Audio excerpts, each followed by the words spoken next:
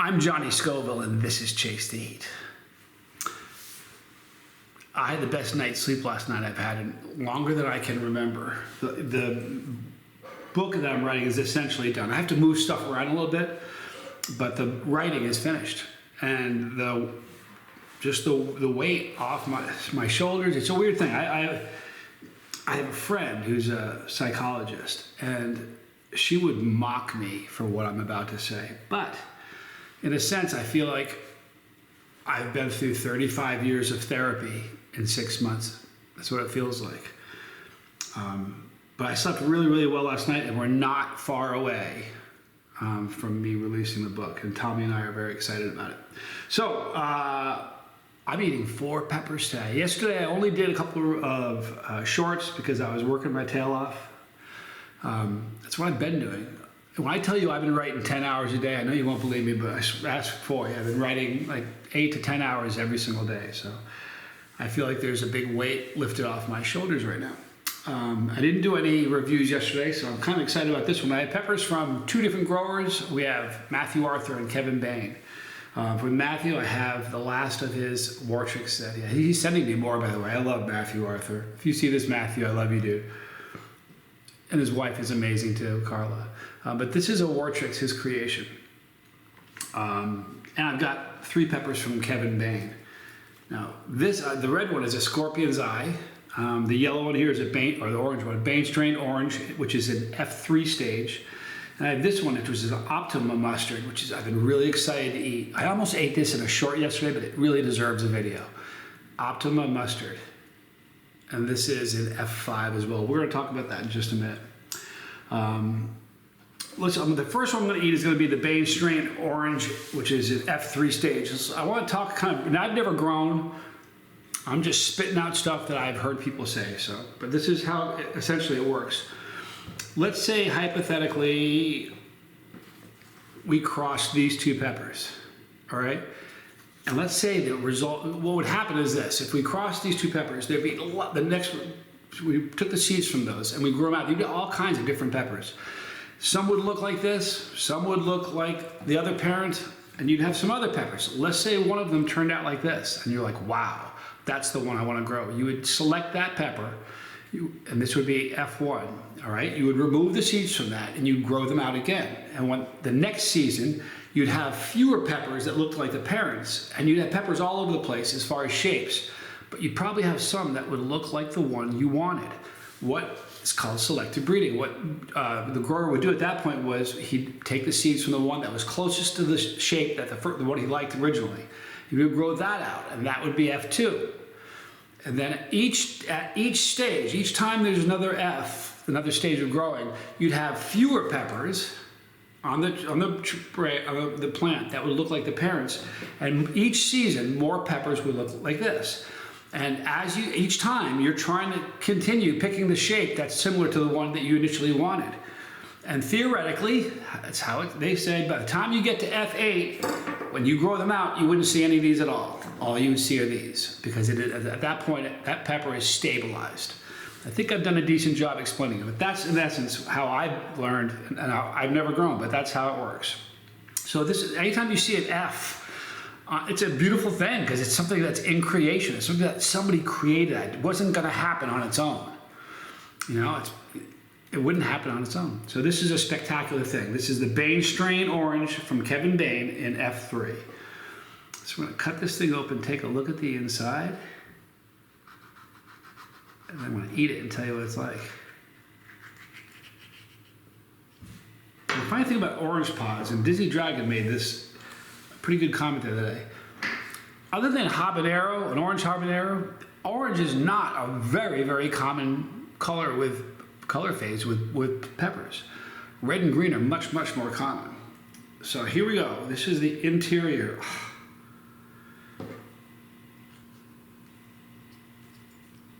Here's the interior. Golly, it's so pretty. Let me take a picture real quick here. This is for Instagram.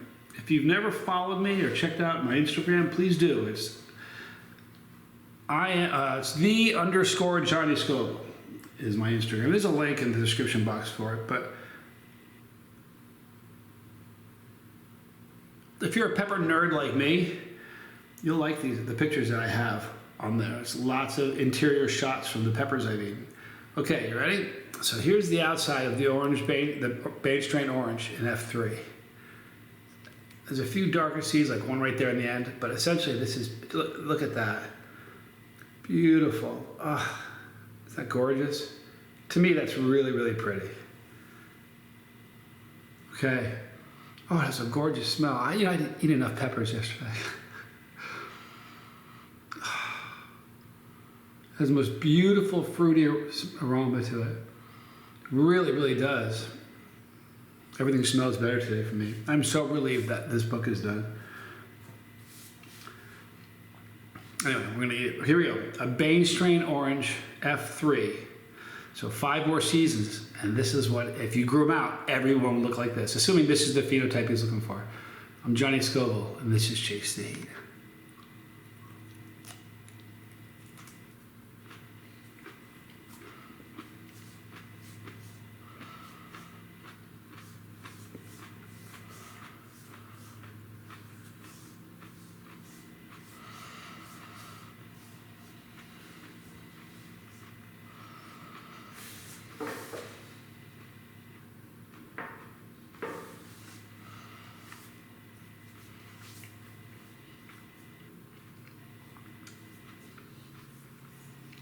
It's a lovely pepper. It was fruity throughout the entire way. It was a little bit of bitter up front right away. That dissipated quickly, which is odd because bitter is usually one of the flavors that kind of comes on the tail end as you're eating a pepper. So to get bitter up front that fades while you're still chewing it before you get to the end of it, that's kind of interesting. So, but it was the final, there was no floral notes at all. Just a fruity pepper. It was very, very tasty. Weird though, because bitter right up front and then fading. That's interesting. Banestrain orange F3. Now, new people will be looking at this, like new chili. There's a lot of people really excited about eating peppers, and they'll say, I wonder if I can eat that one. You could. If you were brand new in the game, you could eat that, but you'd want to just take a sliver of it. If a non-chili head were to try to eat the whole pod, it'd be a problem.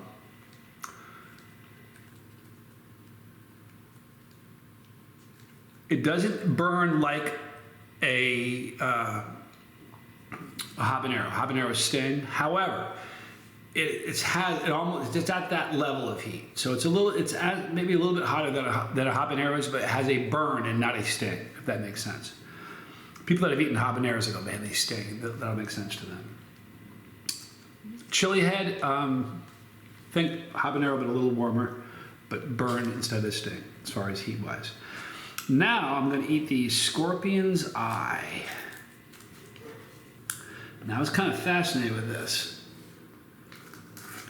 because I've eaten a bunch of scorpions, but I've never had a Scorpion's Eye. I love the phenotype, which is the outward appearance of the shape. I have a phenotype. This is the Johnny Scoville phenotype. Well, this is the Scorpion Eye phenotype.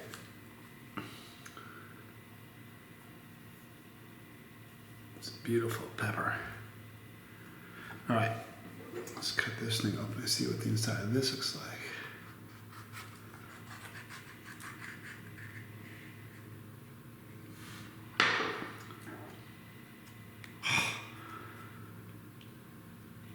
Wow.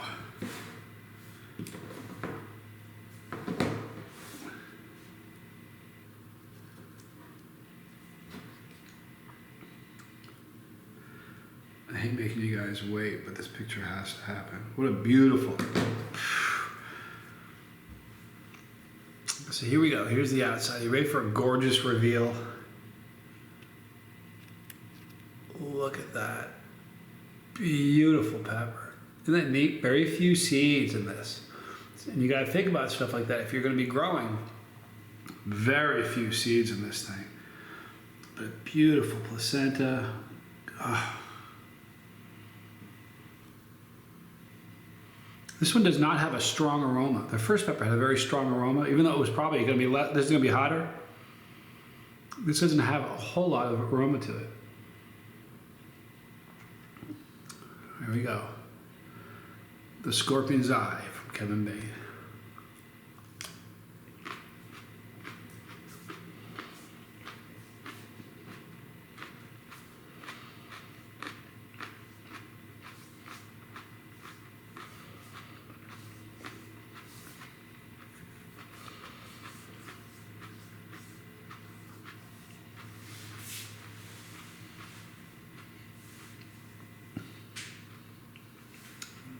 That was an interesting pepper. It was, you know, I can tell I need to get my goatee trimmed. They start tickling me. It drives me crazy.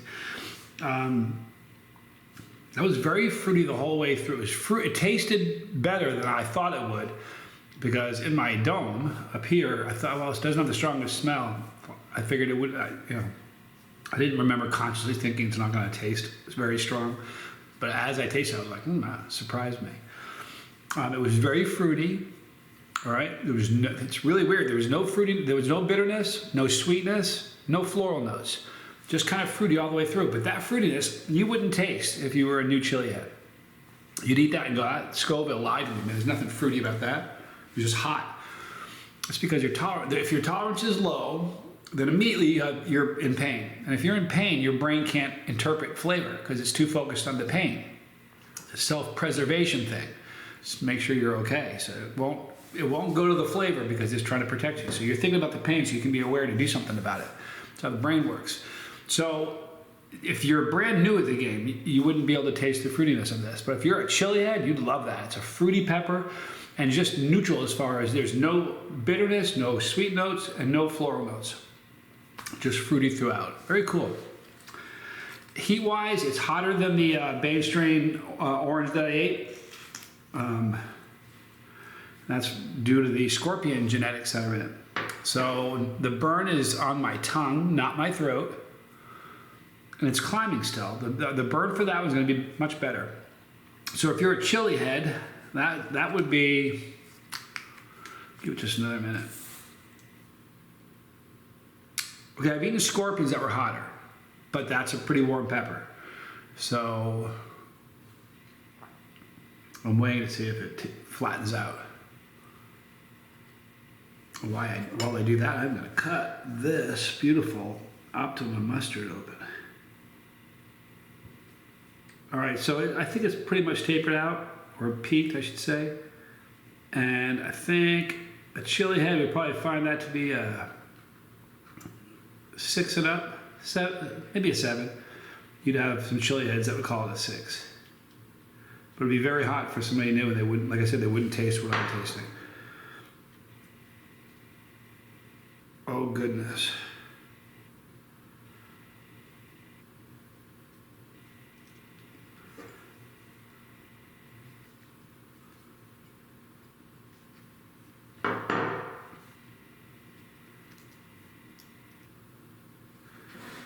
All right, guys, just gotta take this picture for the gram.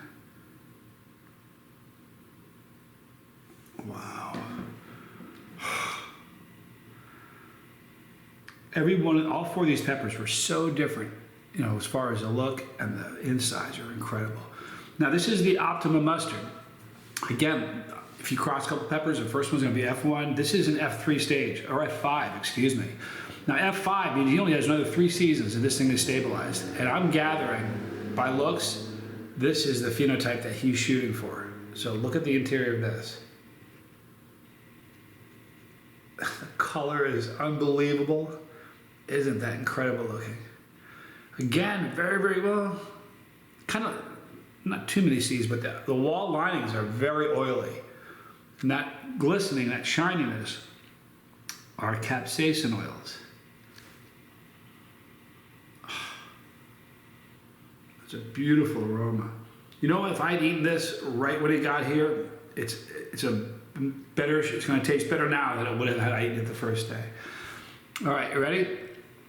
Optima mustard.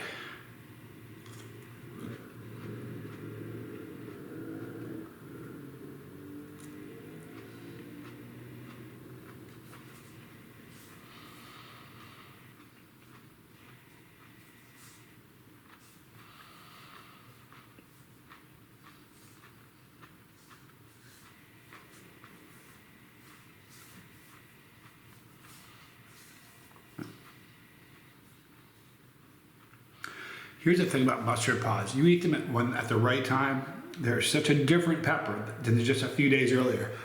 With a red pod like this, I think your window as far as like once you've picked it and when you can eat it, or when you pick it, it's not as critical. It's important, but it's not as critical as it is with mustard pods. Because mustard pods, you pick it a little bit early, it just tastes like a green pod.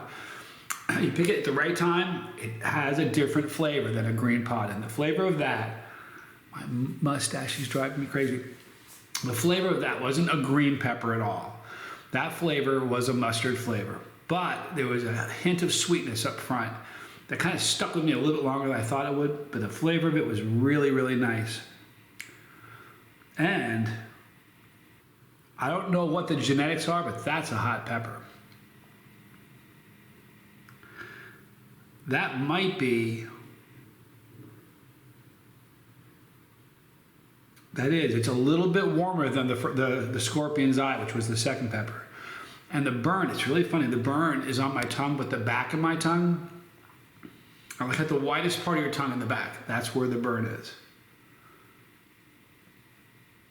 That's a great pepper. I love the looks of it. Oh, that was a great pepper. All right, and lastly, I'm eating a pepper from my friend Matthew Arthur. Kevin's my friend too. Matthew has created, by the way, these are two great growers to showcase today, because there are people that grow and there are growers who create. You know what I mean? The people just grow peppers that they find. And then there are people who go, no, I want to make one by crossing different peppers that haven't been crossed yet. That's how Matthew Arthur created this. Beautiful shape. Little stinger on it. One of these days, I'm gonna turn the can. You're gonna go to and look at I'm gonna have no mustache and no goatee. There are days where I don't even know I have one. Then there are days it just drives me crazy, and this is one of those days. Here,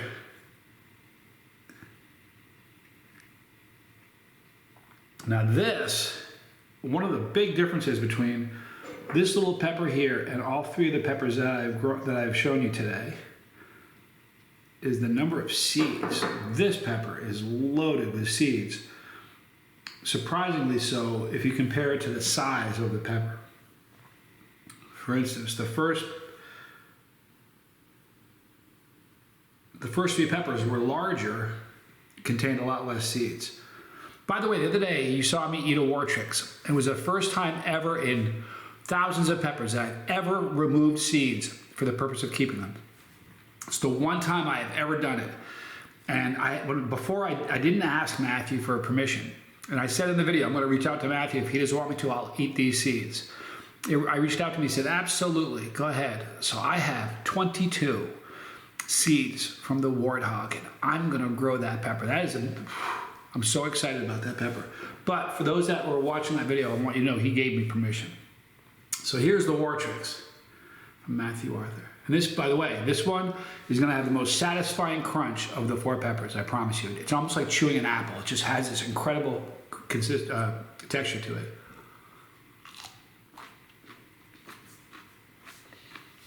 Oh.